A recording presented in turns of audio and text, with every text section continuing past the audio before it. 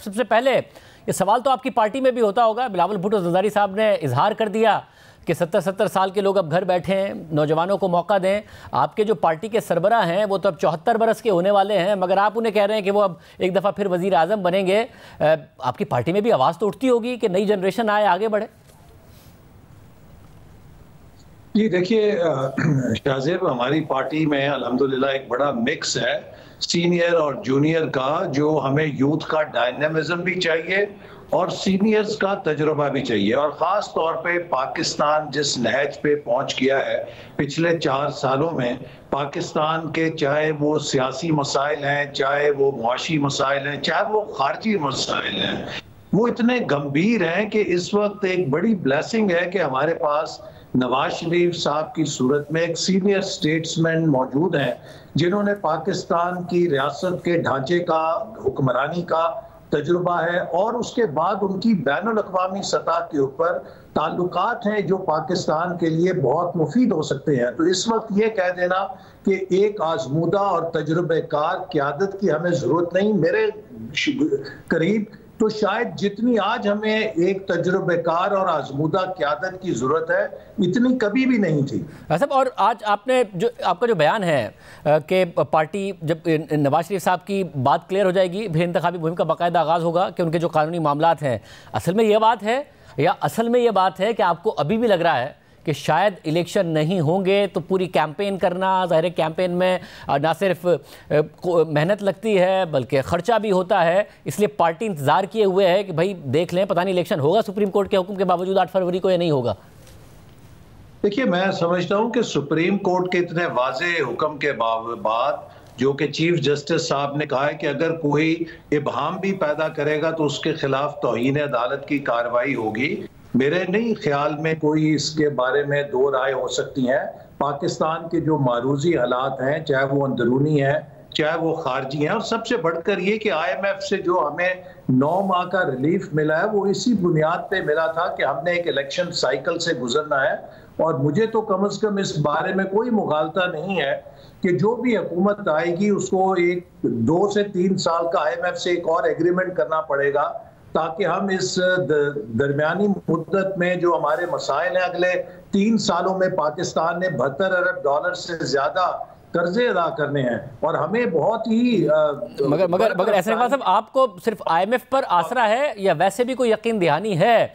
क्योंकि IMF जितना मुतमईन इस हुकूमत से होके गया है और जितनी आसानी से वो आए भी और फिर स्टाफ लेवल एग्रीमेंट भी हो गया, फिर ऐसा वो दोबारा आ रहे हैं, टैक्स रिफॉर्म्स की बात होगी, रुपया अपनी जगह स्टेबल, स्टॉक मार्केट इस तरह ऊपर जारी है, आपको नहीं लग रहा है एक नई कैंपेन शुरू हो सकती है, नई आवाज़ें आना शुरू हो सकती हैं कि जी बेहतर है कि अभी यही सिस्टम चले, इलेक्शन की वजह से डिस्टेबलाइजेशन होगी?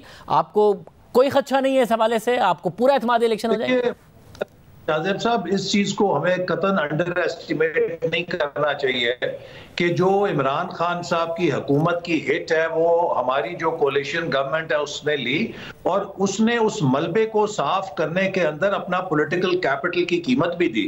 और आज ये वही बुनियाद है जो हम रख कर गए हैं कि जिसके ऊपर अब आहिस्ता आहिस्ता रिकवरी का सफर आगे बढ़ रहा है। और दूसरी एक अहम बात यह है कि जो कानून का अमल है उसकी वजह से एक आवाज जब से अडियाला जेल में गई है तो आपने देखा है कि मुल्क के अंदर थोड़ी हद तक नहीं बल्कि काफी हद तक बेयकीनी में कमी आई है। और पिछले 5-6 साल हम मुसलसल स्ट्रगल करते रहे हैं कि यूं लगता था कि पता नहीं अगले लम्हे कौन सी क़यामत आ जानी है, अगले लम्हे खुदा ना खास्ता कौन सा मिसाइल चल जाएगा, अगले लम्हे पता नहीं कौन सा स्कड मिसाइल गिर जाएगा। एक शख्स था जो कौम को हिजान के अंदर उसने यरगमाल बनाया हुआ था, मुस्तकिल पाकिस्तान के अंदर बेयकीनी रखी जा रही थी। तो इस चीज का भी बड़ा दखल है कि वो बेयकीनी की आवाज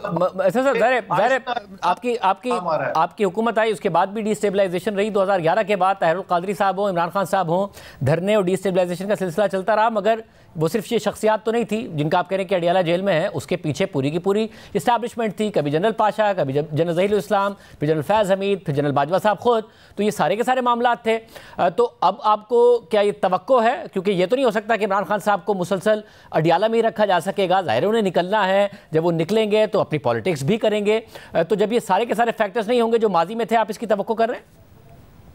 देखिए, जो 2013 में जब हम हुकूमत में आए तो उसकी एक बहुत बड़ी स्ट्रेंथ ये थी कि हमारे पास भरपूर मैंडेट था और उसकी वजह से हमारे सामने एक 5 साल का मैंडेट था, 5 साल की टर्म थी, जिसमें हुकूमत पूरे एतमाद के साथ आगे बढ़ रही थी और लोग देख रहे थे कि चीज़ों को हम जब बेहतर कर रहे थे तो उन्होंने इमरान खान साहब की तकरीबी सियासत पे ज़्यादा कान नहीं धरे। लेकिन अगर खान साहब उस वक्त ये धरने ना दे रहे होते तो हमने जो 13 से 18 में तरक्की की है शायद इसकी रफ्तार दुगनी होती और हम बहुत आगे बढ़ गए होते। और अब भी मैं समझता हूं कि 2024 के इंतखाबात में ये एक बहुत बड़ा सवाल होगा पाकिस्तानी कौम के सामने। देखिए, जैसे मैं एक रूरल बैकग्राउंड से आता हूं, एक जिम्मेदार और किसान के लिए सबसे इंपॉर्टेंट फैसला ये होता है वो कौन सा बीज लगाता है। वोट का फैसला भी बीज की तरह का होता है। अगर कौम एक अच्छा बीज लगाएगी तो उसका एक अच्छा फल मिलेगा, लेकिन अगर कौम ने गलत फैसला किया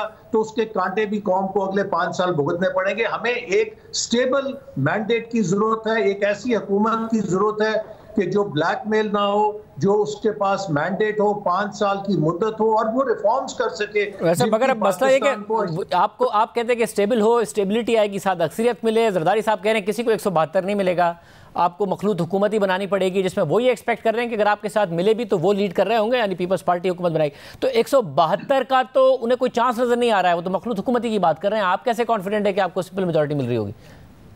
उनकी शायद अपने बारे में ये राय होगी, लेकिन मुस्लिम लीग नून समझती है कि इस वक्त पाकिस्तान की तीनों जमातें बहुत आजमूदा हैं और लोगों ने देख लिया है कि तीनों की डिलीवरी का क्या फर्क है। आप मुझे बताइए, मुस्लिम लीग नून की 10 साल 2008 से 18 पंजाब में हुकूमत रही, उसके बाद 5 साल बुज़दार साहब ने आके थोड़ा धुंधला दिया। खैबर पख्तूनख्वा में पीटीआई की 10 साल हुकूमत रही, सिंध में 15 साल पीपल्स पार्टी की रही। क्या पीपल्स पार्टी पाकिस्तान को कह सकती है कि हम कराची जैसी तरक्की आपको पूरे मुल्क के अंदर करके देंगे? क्या पीटीआई मुल्क को कह सकती है कि हम पेशावर बीआरटी जैसी तरक्की करके आपको देंगे? ये मुस्लिम लीग नून है कि जो कह सकती है कि हमने जो पंजाब में डिलीवरी की, जो लाहौर को हमने जैसा बनाया, खूबसूरत किया, इंफ्रास्ट्रक्चर दिया, हम पूरे मुल्क के अंदर डेवलपमेंट कर सकते हैं। तो आज मेरा ख्याल है किसी को इस बारे में कोई शुबा नहीं कि तीनों जमातों में अगर किसी के पास एहलियत है, सलाहियत है डिलीवर करने की, तो वो मुस्लिम लीग नून है। लिहाजा हमें उम्मीद है कि इंशाअल्लाह ताला हम 172 के जो लाइन है उसको क्रॉस करके अक्सरियत हासिल करेंगे।